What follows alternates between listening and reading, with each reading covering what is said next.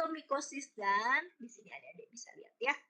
Ada yang oportunis ya, Candida albicans, Aspergillus, Trichosporon, Fusarium, Alternaria dan Muko. Ya. Infeksi jamur itu ada yang kita secara umumnya aspergillosis umumnya menyerang saluran nafas ya. Jamur ini sebetulnya deh ya, kalau sistem imunitas bagus harusnya sebagian besar infeksi jamur bisa diatasi atau kita bilangnya self-limiting disease ya, tubuh kita akan mampu mengatasi. Ya. Ketika bentuk invasifnya menjadi berat, maka dia bisa mengenai sinus, jantung, otak, dan kulit. Ya, kalau candidiasis ini kan sebetulnya makanya dibilang tadi tuh ini ya, dia itu oportunis sih. Jadi sebenarnya memang sudah ada, tapi ketika tubuh lemah, maka akan terjadi infeksi. Ya. Jadi sebetulnya kalau terjadi candidiasis, ya artinya pertumbuhan jamur di rongga mulut atau pada vagina itu menunjukkan bahwa sistem imunitas itu lemah. Makanya Candida bisa oportunis. Kalau sistem imunitas bagus, maka dia tidak akan mampu oportunis karena sistem imunitas akan mampu mengendalikan. Ya. Jadi kita lihat umumnya infeksi ini pada permukaan kulitnya bisa diatasi dengan terapi lokal. Tapi kalau sudah meluas, butuh yang sistemik. Ya. Penyebab yang paling umum, yang paling banyak ini adalah infeksi jamur pada vagina. Kemudian ada kriptokosis, ini infeksinya jarang terjadi, tapi biasanya pada pasien AIDS. Dia jadi mengancam jiwa. Ya. Histoplasmosis juga ya. Jadi infeksi-infeksi ini bisa mengancam jiwa ya. Nah, kalau tinea dia biasanya di kulit, kuku, tergantung ya apakah dia di kepala, di bagian tangan, di bagian brewok ya. Ini dia ringan dan lokal, bisa di terapi topikal, bisa juga kalau sudah tidak mempan disertai terapi sistemik per oral ya. Kulit dan kuku biasanya karena dia ringan, lokal, dia tidak membahayakan, tapi biasanya pasien cenderung malu ya untuk mengakui bahwa dia mengalami infeksi jamur pada kulit atau kukunya. Kalau kuku adik bisa lihat ya nanti yang kukunya ada kehijauannya dari ujung. Kukunya tidak sehat ya, ada ditumbuhi jamur. Cuma kalau jamur pada kuku itu terapinya lama. Kenapa? Harus menunggu si jamur ini ya setelah dia mati nanti dia akan terdorong sampai ke ujung kuku, pelan-pelan kita potong-potong kurang lebih 6 bulan baru dari ujung bawah sampai ke ujung akhir itu ya dia bisa jadi tumbuh kuku baru ya.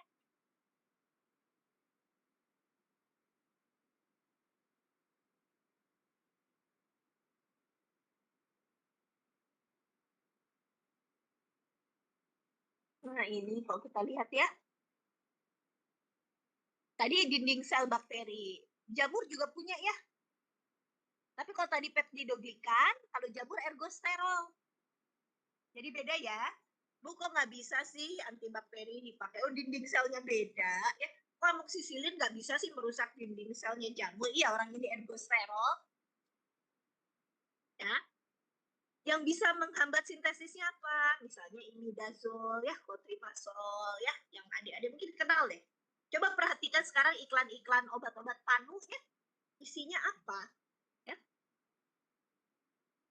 Kemudian mitotic spindle ya, ada dia menghambat metabolisme DNA RNA, ini bisa misalnya griseoful ya. Yang di kuku itu bagaimana sih? Nah, ini yang di kuku.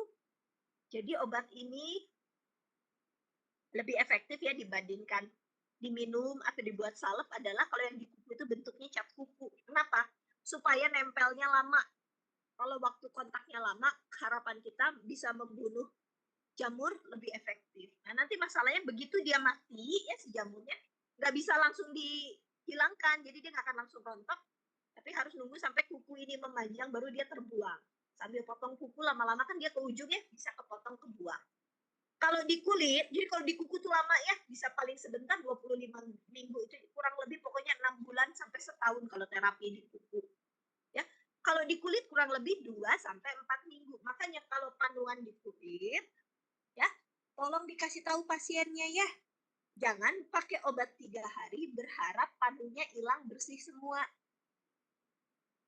Kenapa? Butuh regenerasi kulit itu nanti si jamur-jamur yang mati akhirnya keangkat dan bersih. Jadi terapinya harus 2 sampai 4.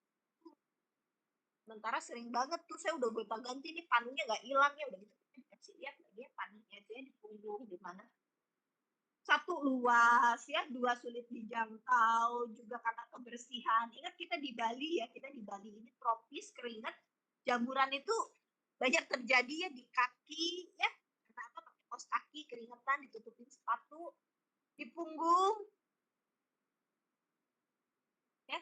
Jadi, yang sering saya dapat keluhan sih bukan masalah fatalnya, ya, nggak fatal, tapi pasien nggak nyaman, entah dia gatal, entah dia malu, kemudian terapinya salah, ya jadi dia coba kalian lihat ya, panunya luas, 1 tube, pakai 3 hari udah habis, komplain nggak sembuh. Ya iyalah ini yang harus dijelasin pakainya berapa lama dulu, ya.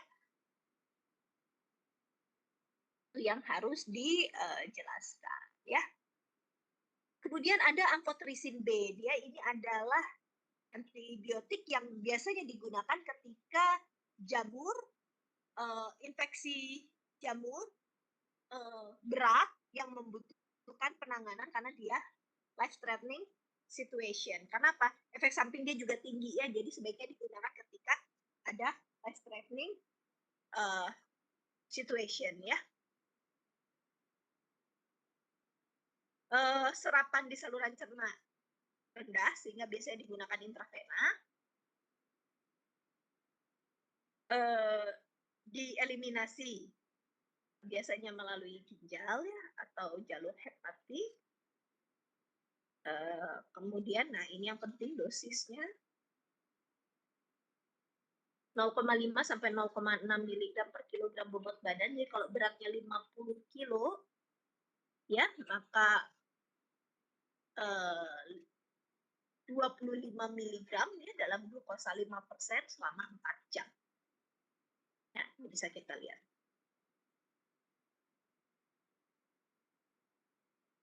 Efek samping demam, mual, penggunaan jangka panjang berisiko pada gangguan ginjal.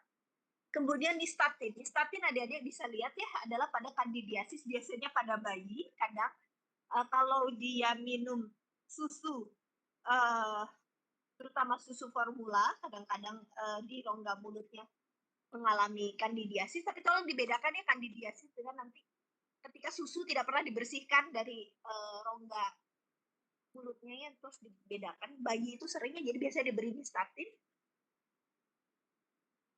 ya.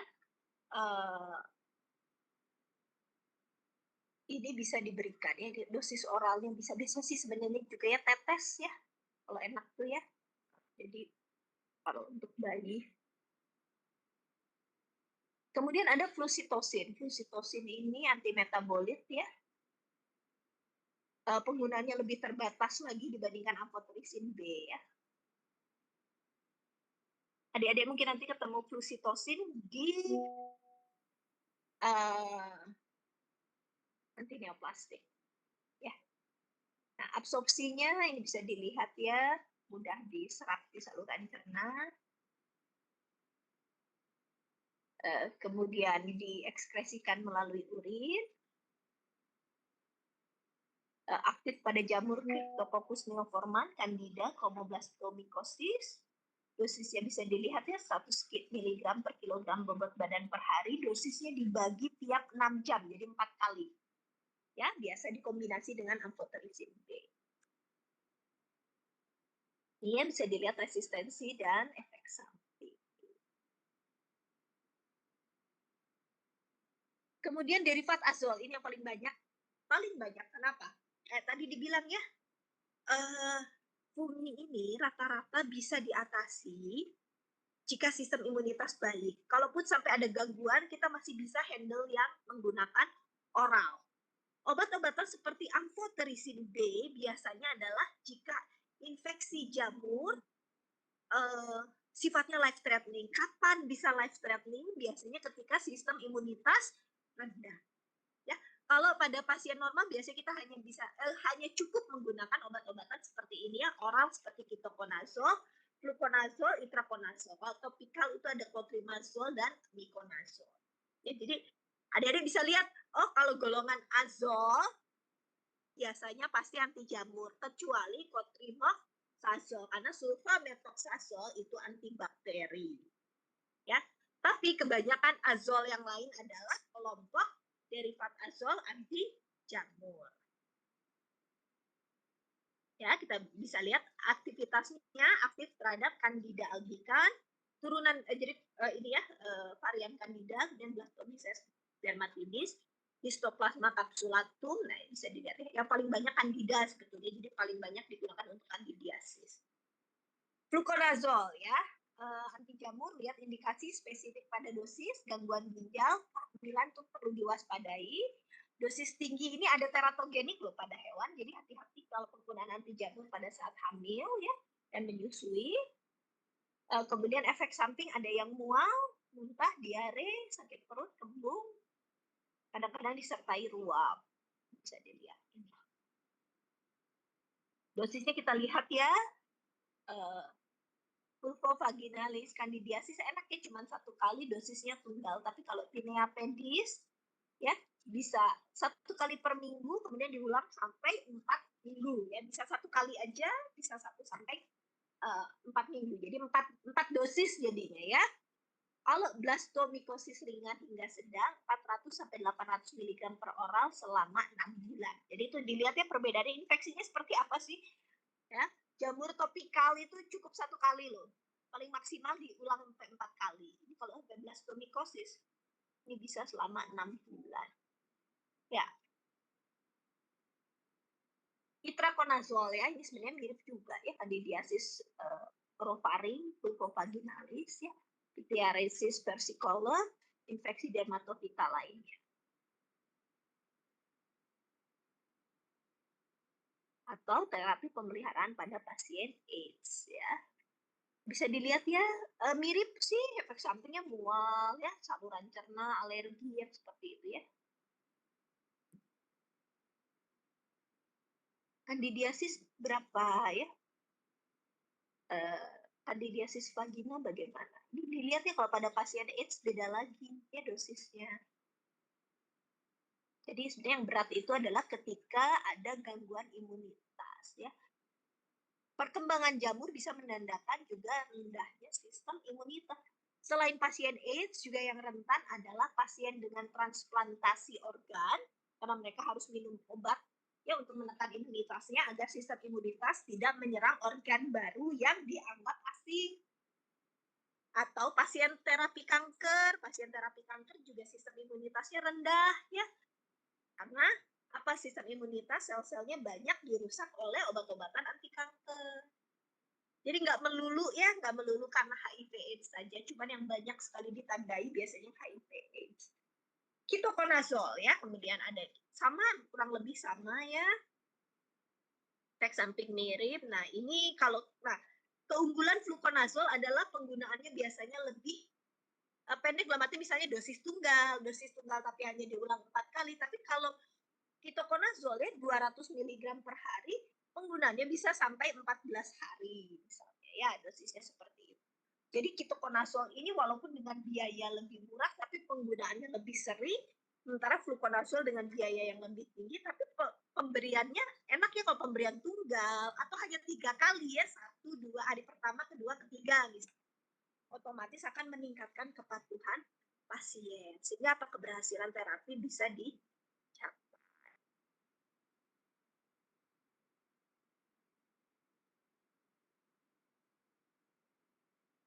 Ini kita bisa lihat ya, candidiasis vulvovaginalis ini yang paling sering ya. Obat-obatan yang bisa digunakan apa saja ya, ada yang bentuk krim ya, butoconazole, cotrimazole, miconazole. Ada juga yang biasanya bentuknya ovula vagina atau ada yang supple ya, jadi melalui anal. Juga ada yang vaginal ovula ya, itu bisa dilihat. Nanti baik-baik dilihat aturan pakai ya, kapan dia tablet oral, kapan dia tablet vaginal, dan apakah bentuknya suppositoria yang pemberiannya melalui rektal. Ya, supaya nggak pasiennya bingung nanti. Ya, aturan pakainya salah. Selalu baca ya. Tablet vaginal dan tablet itu berbeda ya, tablet oral dan tablet vaginal. Ya. Kalau produk oral sebenarnya obat anti jamur tuh dikit, pasti kalau nggak ketoconazole, fluconazole, itraconazole. Nah, kalau pada candidiasis vulvovaginalis, ketoconazole cukup digunakan selama 5 hari. Ya, kalau yang lain cukup 1 kali sehari saja. Ya. Kemudian ada griseofulvin. Griseofulvin ini menghambat mitosis jamur ya. Kemudian mengganggu pembentukan spindle mitotik dan juga berikatan dengan protein mikrotubula ya. Kapan dia digunakan ya? Karena griseofulvin bisa digunakan dia bisa mengendap pada keratin, otomatis jamur yang menyerang keratin. Jadi yang pada kuku, pada rambut ya, ini bisa menggunakan griseofulvin ya.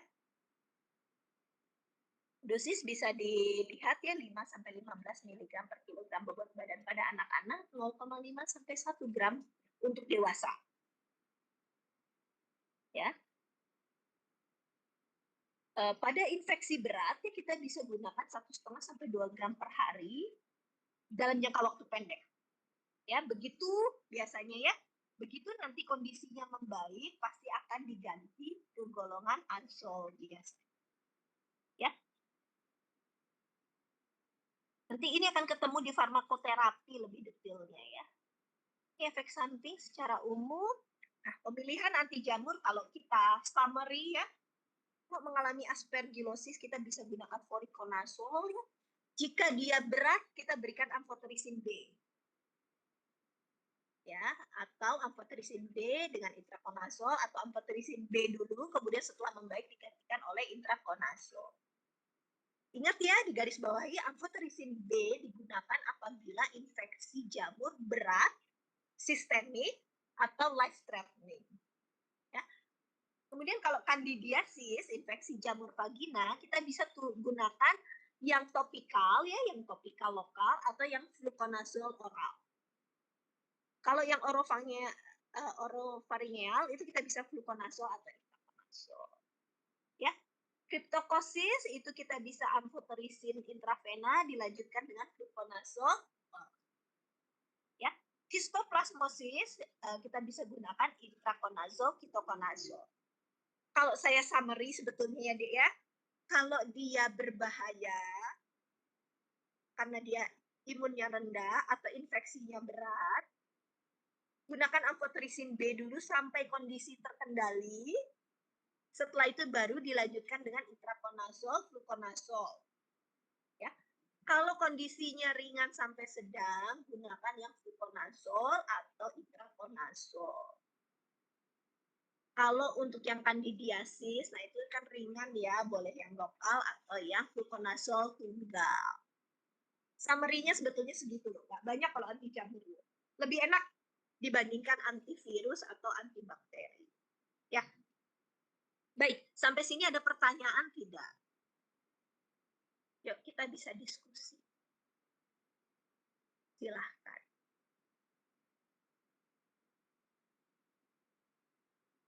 Mungkin sudah lelah ya, karena pasti tadi beraktivitas, lanjut kuliah malam. Baik. Oke, silakan Artika Yuliarini. Baik Bu, izin bertanya. Nah, ketika pasien datang ke apotek, semisalkan dengan keluhan jamur, dengan keluhan ada jamur itu, sebaiknya pemberian obatnya itu secara topikal atau oral Bu? Lebih efektif yang mana? Gini. Mengingat ya, ada berapa pertimbangannya. Kalau ini jamurnya topikal ya? Jamurnya topikal di kulit ya? Iya Bu. Sebisa mungkin satu dasarnya ya, kalau kita mau swamedikasi pasti yang topikal yang kita berikan deh, karena yang topikal golongannya obat bebas dan bebas terbatas. Ya, kalaupun obat keras dia topikal bisa kita berikan. Tapi kalau yang fluconazole, ketoconazole itu obat keras, jadi harus dengan resep dokter sebetulnya. Apalagi penggunaannya nanti butuh lama. Lebih baik diberikan topikal, tapi kita beritahu bahwa ini butuh paling cepat 2 minggu untuk terapinya. Karena tadi saya bilang sering kesalahannya apa? Satu tube habis dalam waktu 3 hari, mereka sudah nuntut untuk sembuh. Jadi kalau ke apotik, swamedikasi, topikal dulu yang kita kasih ya, jangan langsung ke fluconazole atau ketoconazole misalnya ya yang lebih ringan. Ya, bisa dipahami ya. Jadi ada aspek pertimbangan seperti itu ya.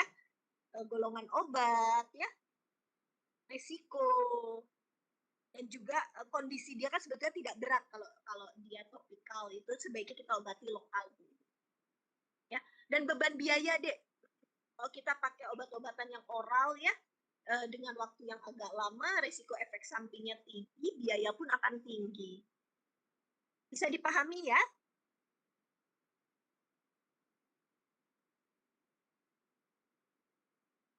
Baik. Baik adik-adik, kalau begitu saya cukupkan ya pertemuan kita hari ini sudah sangat banyak. PowerPoint sudah saya sharing. Nanti pertemuan berikutnya kita tinggal tanda kutip ya lagi sedikit yaitu anti parasit dan juga anti neoplastik atau obat-obatan untuk terapi kanker ya. Baik, saya tutup pertemuan kali ini. Selamat malam, selamat beristirahat. Sampai ketemu di pertemuan berikutnya ya. Baik, Ibu. Selamat malam, Ibu. Terima kasih, Bu. Terima kasih, Bu.